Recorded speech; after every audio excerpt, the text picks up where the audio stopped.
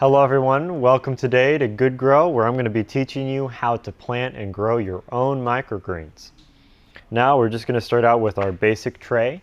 We use a two-tray technique, one with holes, one without.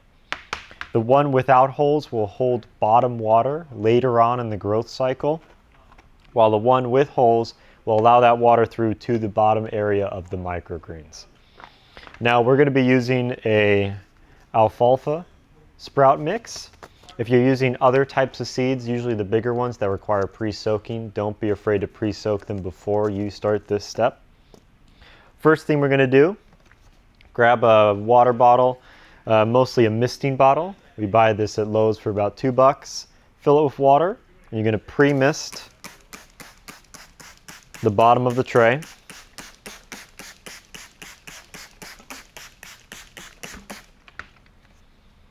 Next, we're going to grab our media.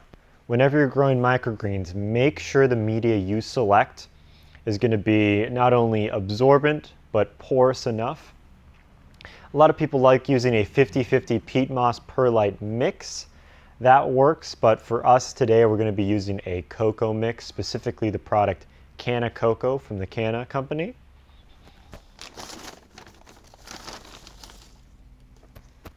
You're just going to give a nice even spread of your media onto the bottom of the tray.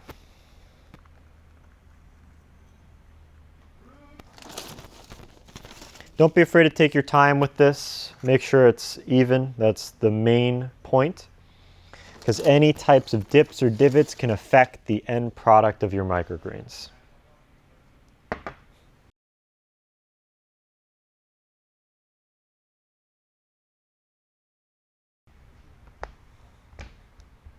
Right now I'm just making sure it's even. You can pat it down a little bit, but not too much. You don't want to compress the soil enough that you don't have enough aeration to allow air through. The oxygen is extremely important to the growth of the microgreens.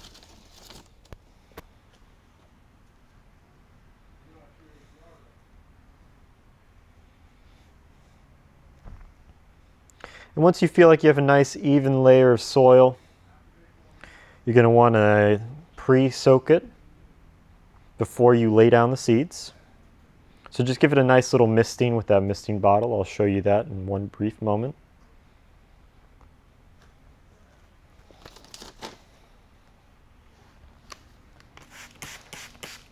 Now this can be a light misting, doesn't need to be heavy.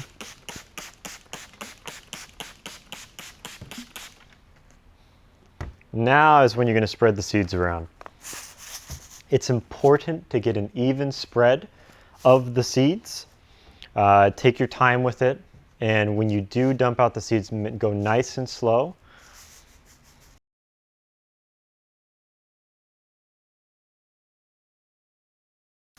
That nice even seed spread will help with the distribution of your microgreens.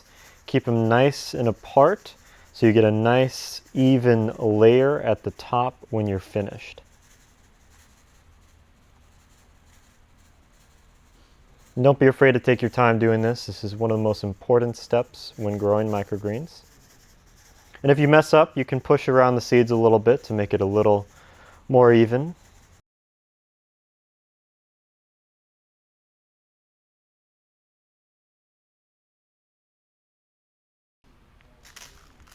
When you're all done with that, you're going to want to do a heavy misting. Really get them nice and soaked. To help with that heavy misting, I usually recommend bringing the bottle nice and close.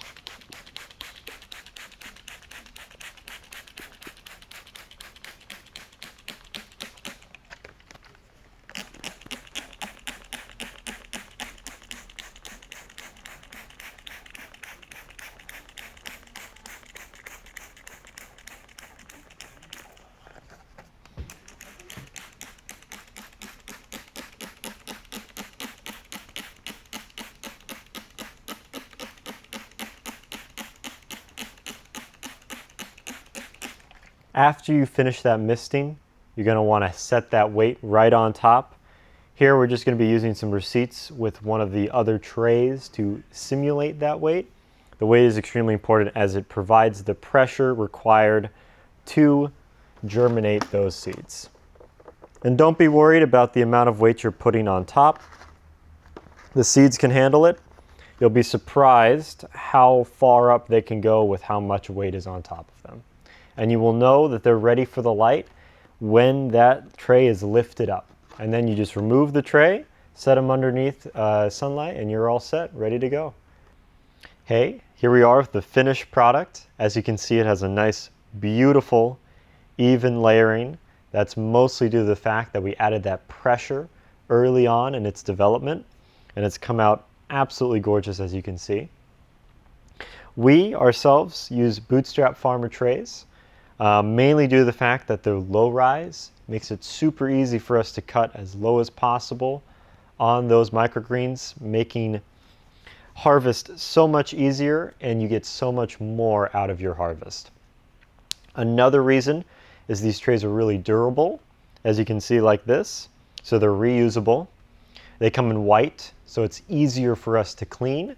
They come with and without holes and are stackable, so it's easier to bottom water as well. Now, when you cut microgreens, it's okay to use either scissors, a sharp knife. I personally prefer a sharp knife, but you can use whatever you believe.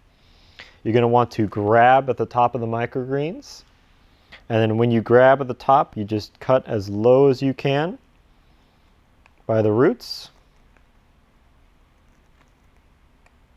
Just like that, you get a nice little clump of microgreens. You can set them aside. Some people weigh them, put them into bags and package them, or you can just cut it all at once and do that later. Well, thank you so much for watching. That's how you grow and harvest microgreens. I'm Daniel with Good Grow, and I hope you have a good rest of your day.